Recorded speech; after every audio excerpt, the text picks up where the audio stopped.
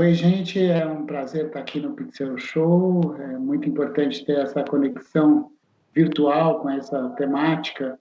E eu sou o Hugo Pozzolo, eu sou, sobretudo, um palhaço, trabalho com teatro e circo. Estive há 2 anos atrás, em 2019, a convite do secretário Alei Youssef, como diretor artístico do Teatro Municipal de São Paulo. Depois fui convidado pelo prefeito Bruno Covasi, pelo secretário Alei Youssef, a me tornar secretário em 2020, o ano passado, o ano em que aconteceu a pandemia. E depois, ao final do ano, eu retorno ao Teatro Municipal, em outra função, como diretor-geral da Fundação do Teatro Municipal. E hoje a gente vai bater um papo, vou contar um pouquinho da experiência com programação cultural e com o sentido da cultura na vida das pessoas e de que maneira a gente pode traçar novos caminhos e novas narrativas da relação da arte, da cultura com a cidadania. Eu parto sempre de um conceito fundamental que se tem para entender o que é cultura. As pessoas falam cultura e ficam num caminho muito distante do significado dessa palavra. Ela, de uma maneira geral, significa a maneira pela qual a gente desenvolve as nossas atividades, ou seja, o modo pelo qual a gente exerce. Toda atividade, ou todo verbo, toda atividade, significa uma atividade que qualquer outro animal poderia exercer, como comer, por exemplo.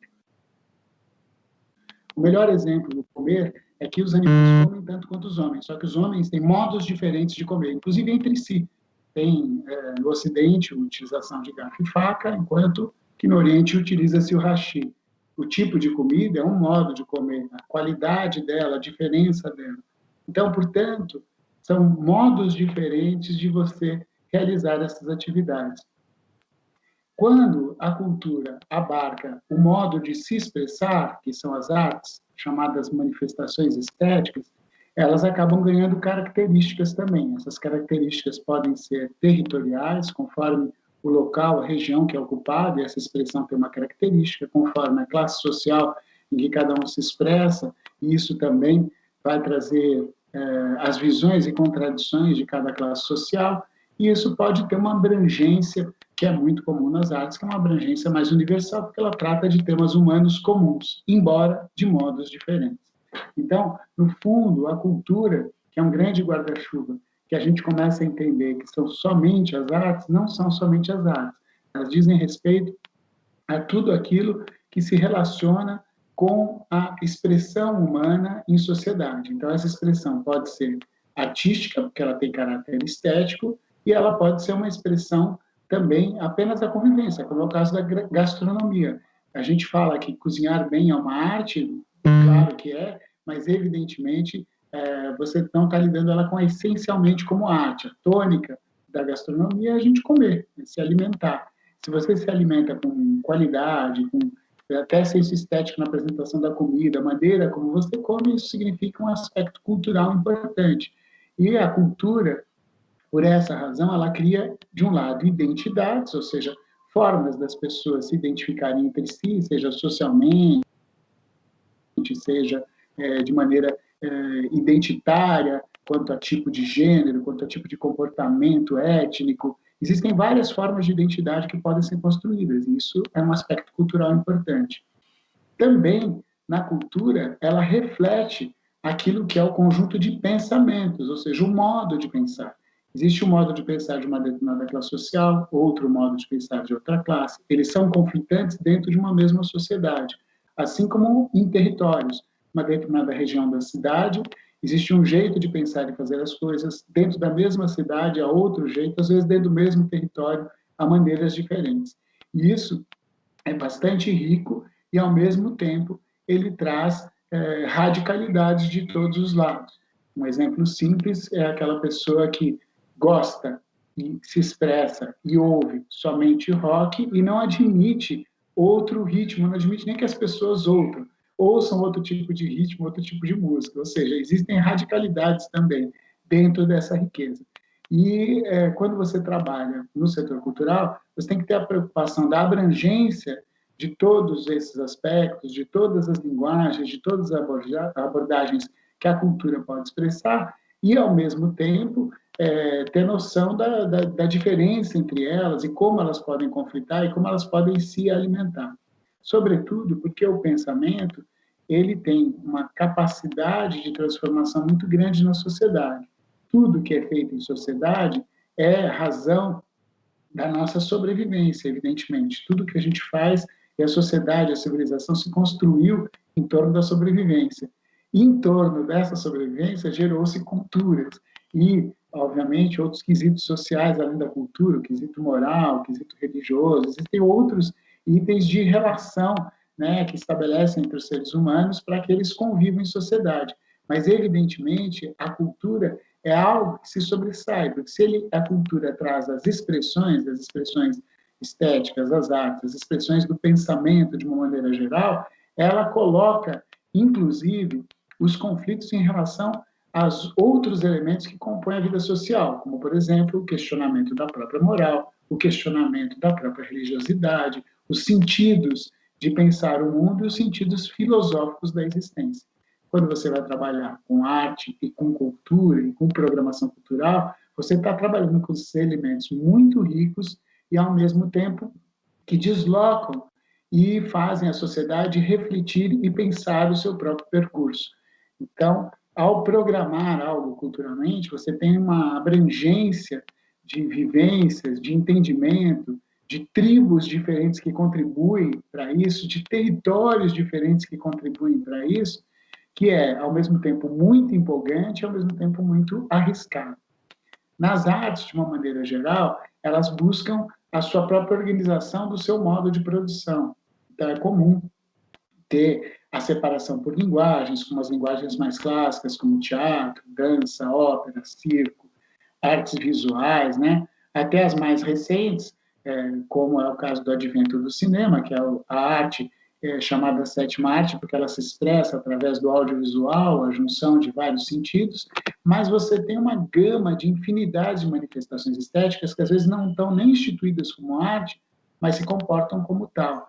Especialmente hoje no espaço digital, a maneira como a gente tem de comunicação. Então, você não pode dizer que aquilo que é apresentado, por exemplo, de um comediante no YouTube, seja cinema, mas ele é audiovisual e é uma expressão artística feita através de um canal digital audiovisual. Então, ele é muito mais amplo do que a delimitação e o conceito que a gente pode ter de arte. Para construir uma visão sobre arte e cultura, evidentemente, você tem que ter uma visão política sobre ela. Política no sentido abrangente também dessa palavra, que não significa aquilo que as pessoas têm como uma relação menor e mais acanhada dessa palavra, que seria só a relação partidária, ou seja, de que lado eu estou nas opiniões que são do senso comum. A política é muito mais ampla do que isso. A política significa você refletir o sentido da polis, a cidade. O que você quer para uma cidade? É assim que esse nome, política, surge na Grécia Antiga e perpassa toda a construção do campo civilizatório, da existência da civilização, uma civilização que foi construída não só do aspecto confortável e tranquilo, mas também com muito sangue e muita guerra. Então, ela é uma civilização que ela não é estável, é uma civilização conflituosa e muito difícil de ser encarada, porque ela carrega consigo muitas tragédias. Então, o reflexo cultural disso é que a gente tem uma gama de ações políticas ligadas à cultura, e a cultura influencia a política influencia a cultura, onde a sua visão também precisa ser bastante abrangente. É preciso você compreender o contexto histórico em que uma determinada atividade cultural está acontecendo, de que maneira ela acontece para a cidade, porque a manifestação estética, a arte, ela existe muito em função da urbanidade. Claro que existe algum tipo de expressão mais rural, ela não é incomum, mas ela só se dá no encontro com as pessoas. Então, hoje, que a gente vive esse desafio de uma pandemia, todo mundo fala, a cultura foi a primeira a parar e a última a retornar, exatamente porque ela é o ponto de ligação social, é aquilo que aglomera e junta as pessoas para assistirem um espetáculo de teatro, para ir numa exposição de artes visuais, até para ver um grafite na rua. Ele tem um impacto visual sobre quem o olha, e pode estar sozinho, mas ele ganha sentido quando essa pessoa dialoga com outras pessoas sobre o significado que está ali estampado. De que maneira aquilo impactou e de que maneira aquilo tem uma capacidade de transformação social, ou de não transformação. Não pode-se dizer que toda arte tem uma capacidade de transformação, mas toda arte tem uma atitude política. Se ela for de negação da política, ela é também política, porque, no fundo, ela está retendo e sendo reacionária a qualquer possibilidade de transformação. Enquanto que a vocação artística da arte, de encarar os desafios, de questionar a sociedade, derrubar totens, ícones, buscar algum tipo de transformação, não é realizável em si só por ela ser arte, porque muitas vezes o artista não alcança esta provocação que ele pode fazer à sociedade, de que ela enxergue da maneira como ele está vendo os seus questionamentos. Também na arte, é muito difícil que o artista dite regras. Em geral, aquele artista que está cagando regras, ele está fazendo uma arte que tem uma característica mais panfletária, onde ele está julgando o pensamento do seu público. O público se afasta, porque a arte precisa dessa capacidade mais sedutora, de envolvimento do público, no sentido dele estar disponível àquele questionamento. E também, como a gente vive numa sociedade de consumo, há sempre uma certa percepção de que a arte, a cultura deveriam, na verdade, ser somente agradáveis, estaria mais no campo do puro entretenimento. E, na verdade, a arte ela tem um quesito que ele é incômodo. Ele pode realmente deslocar as pessoas, deixá-la desconfortável. Mas ele não pode deixar desconfortável do nada. Ele vai ter que seduzir primeiro, ter público para aquilo e gerar um desconforto que também seja um desconforto que o espectador se permita ficar desconfortável. Se ele ficar desconfortável de maneira muito forte, ele se desliga daquilo e a obra não completa o seu ciclo e, portanto, o artista não termina de expressar as suas questões, as suas dúvidas, a sua forma de interagir na sociedade. Até porque o artista ele vive dentro do mesmo espectro social, do mesmo espectro político, portanto, ele não está isolado. Ele não é um julgador moral da sociedade. Ele pode ter um ponto de vista até amoral ou imoral, ou moralista, ele pode ter os três pontos de vista, ou seja, aquele que é isento de moral, aquele que é contra a moral, aquele que cede à moral vigente, ele pode estar em qualquer uma dessas posições, mas ele nunca está absolutamente livre da capacidade de execução moral. Moral entendido como as regras sociais não publicadas, são as regras que vão mudando de acordo com a convivência da sociedade e que muitas vezes tem a ver com a maneira como ela se organiza para produzir os seus bens, os seus valores, e isso gera, no fazer artístico e no pensamento, um impacto muito significativo. Então, acho importante a gente ter como análise e percepção que todos esses elementos fazem parte das escolhas de quem trabalha com a política cultural. A política cultural é muito mais do que você se voltar a atender às demandas de quem produz arte, e sim se voltar às demandas sociais da necessidade da arte na vida das pessoas. Então, acho que esse é um foco importante. Muitas vezes, a própria luta dos artistas, eu me incluo entre eles, porque venho da militância cultural, ela é feita muito no sentido de defender os seus próprios interesses, nos interesses de sobrevivência, de continuidade de uma determinada linguagem artística, no meu caso o teatro, o circo, pelo qual eu batalhei bastante, mas isso se coloca de uma maneira que às vezes parece uma certa reserva de mercado, que você garanta fazer só o seu. Eu acho que esse pensamento pode ser muito mais amplo e muito mais profundo, que é você saber a capacidade, a potência da sua expressão artística para que ela alcance a sociedade como um todo, para que ela tenha a sua capacidade de acesso a toda a população, para que ela possa ter fruição, que ela possa chegar em vários lugares sem ter elementos complicando o seu caminho, para que ela possa realmente atingir o seu objetivo, que é expressar questionamentos, dúvidas, reflexões sobre a sociedade. Então, de que maneira você abre caminhos numa programação artística para isso?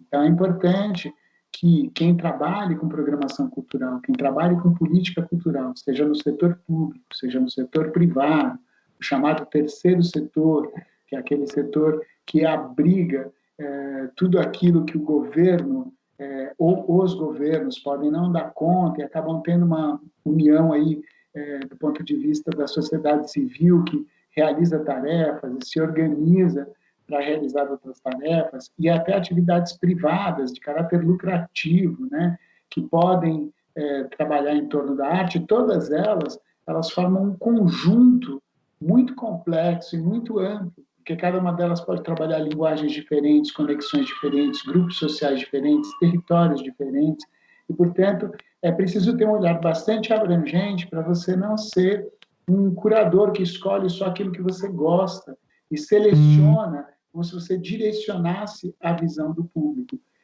e da população. Portanto, é necessário que você dialogue com todos os setores da sociedade, com todas as visões da arte. Às vezes elas podem não bater ideologicamente com aquilo que você pensa, podem não bater com as suas afinidades e visões, e até aquela palavra muito difícil que é o gosto, né? Que significa gosto?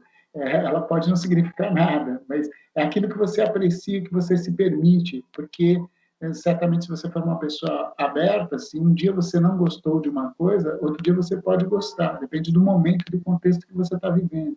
Então, há pessoas que são mais abertas a diversas experiências, há pessoas que são mais fechadas. A gente precisa, então, saber trabalhar isso, porque isso também é um foco do público.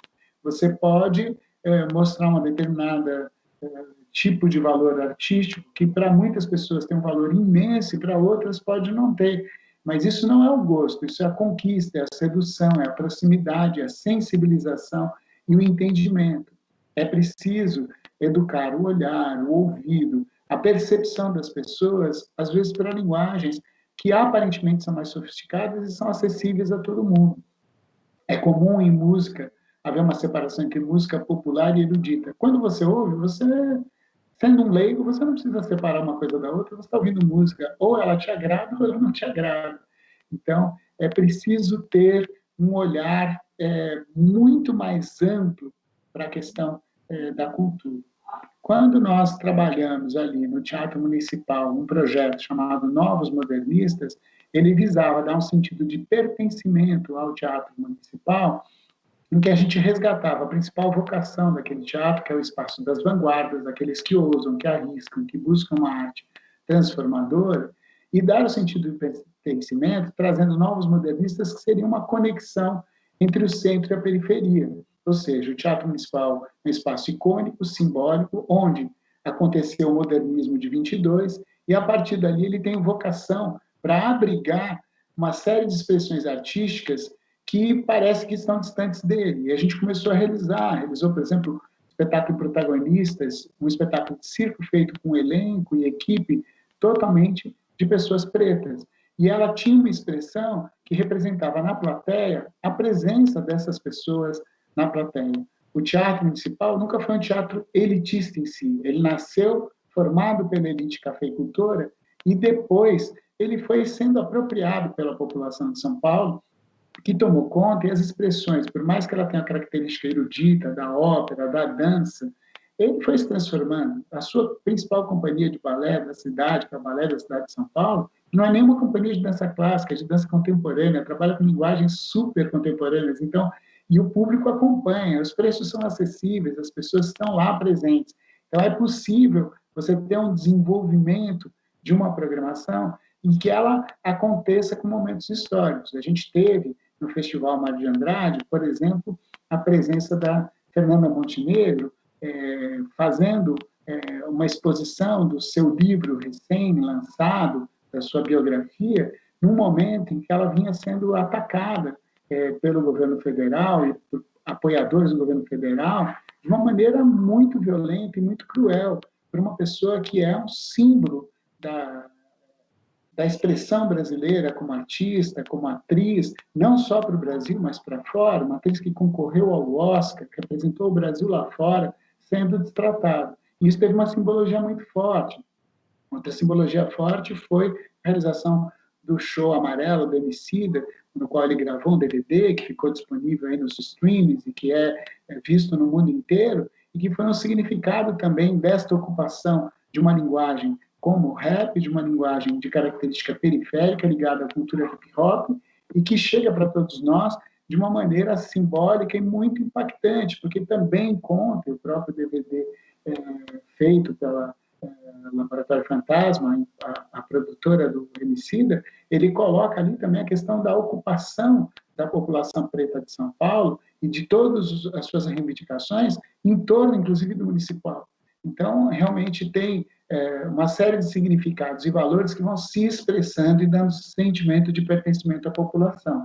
Se você tem a abrangência das linguagens, você tem que, na mesma casa que toca uma ópera de Verdi, você tem um show do Emicida, você tem a presença da Fernanda Montenegro, e isso significa que todas as diversas facetas da população podem estar ali presentes, e elas dialogam do centro-periferia, transmitindo também na visão política que nós temos na atual gestão da Secretaria Municipal de Cultura, tendo à frente hoje o secretário Youssef, e eu estando lá na direção do Teatro Municipal, de que esse conceito de novos modernistas, e o ano que vem a gente comemora o centenário da Semana de Arte Moderna de 22, é um impulso do impacto, do mesmo impacto de tempo que os modernistas tiveram no início do século, tiveram impacto do tempo. O que foi isso? A mudança das cidades com a industrialização, os automóveis, mudou o tempo da vida das pessoas, o tempo delas se expressarem e o tempo da poesia.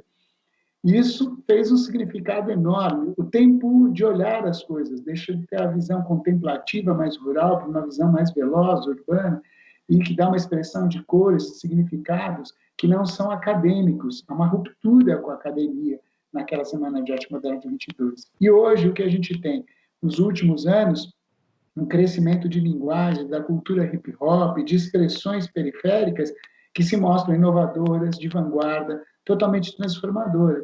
E elas precisam de um espaço para acontecer. Então, este canal de visão política, de política cultural que a gente estabeleceu na nossa gestão e que tem dado um resultado fortíssimo, porque ele faz conexões, não é só o que acontece no municipal, mas do municipal para fora. Tanto as orquestras irem tocar nos lugares mais periféricos, como essas expressões periféricas terem um reconhecimento maior e fazerem um canal de comunicação para dentro do teatro e para fora do teatro municipal, dialogando com todos os espaços culturais da Secretaria Municipal de Cultura. Enfim, são ações que caracterizam uma visão política abrangente, que coloca num grande balaio todas as possibilidades culturais brasileiras, deixando elas mais acessíveis, com um sentimento de pertencimento mais forte, de maneira que a gente possa ter uma convivência, uma vivência, uma capacidade transformadora que aponte para a construção de um pensamento identitário mais forte, brasileiro, e que não seja nacionalista, que seja muito mais abrangente, que rompa fronteiras, que leve o nosso modo de fazer e de pensar para além, não como uma defesa militarista da ideia de nação, mas como uma defesa cultural da ideia de nação, por uma São Paulo menos bandeirante e mais modernista, por uma transformação real do sentido do pensamento, por uma apropriação da população, uma apropriação antropofágica, que pega todos os valores culturais defendidos pelo Oswald de Andrade no sentido de antropofagia, depois traduzidos no tropicalismo mais tarde, por Caetano, Gil, Tom Zé, que fazem uma transformação, uma deglutição de uma série de elementos culturais que tem um modo de fazer feito em outros territórios, fora do nosso país, com outras culturas, e que a gente absorve e dá a nossa visão. Isso cria a nossa identidade e, principalmente, a nossa capacidade de transformação através de um pensamento que nos dá profunda identidade. Enfim, para concluir, queria agradecer a oportunidade de estar aqui no Pixel Show, falando um pouco sobre arte e cultura, falando sobre programação cultural e da importância que isso tem nas nossas vidas. Nesse momento de pandemia, então, a ausência disso tudo foi sentida de maneira forte, tanto que as pessoas apelam para o streaming, vão ouvir uma música, tentar ler um livro e tentar ultrapassar a falta de convívio através desse canal. E isso constrói novas narrativas, novas possibilidades e a construção também de outras perspectivas de interação humana que não estão limitadas só ao encontro.